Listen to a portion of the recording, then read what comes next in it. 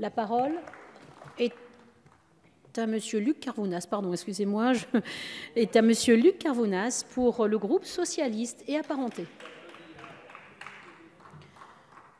Je ne vous voyais pas descendre, Monsieur Carvounas.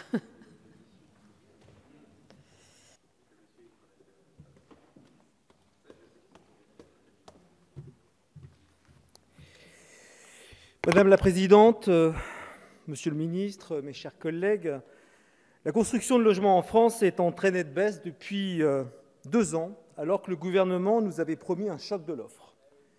À l'inverse, nous assistons pour la première fois depuis 2013 à une baisse inédite tant des permis de construire que des mises en chantier ou des ventes de logements neufs en France. Jugez-en vous-même, mes chers collègues. Moins 11% de ventes dans le neuf entre 2017 et 2018.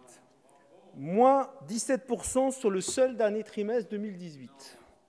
Plus grave, le secteur du logement social pâtit très clairement du manque d'investissement lié à la baisse d'1,7 milliard d'euros de ses recettes, décidée par le gouvernement à l'été 2017 et reconduite cette année. Cette situation n'est pas prête de s'améliorer puisque, depuis 2016, le financement des logements sociaux a chuté à 108 000 logements sociaux, financés en métropole, selon vos propres dires, Monsieur le Ministre. Qu'il apparaît loin le temps où, sous le quinquennat précédent, nous mettions en chantier 400 000 logements et 130 000 logements sociaux.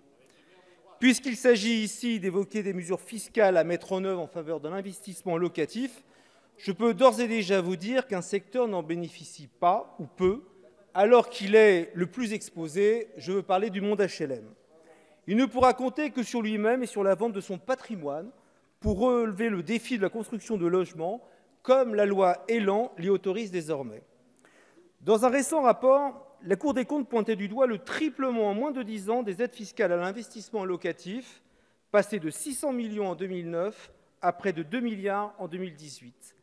Le constat des professionnels de l'immobilier est simple. Il faut retrouver une adéquation entre l'offre et la demande de logements, et seule la protection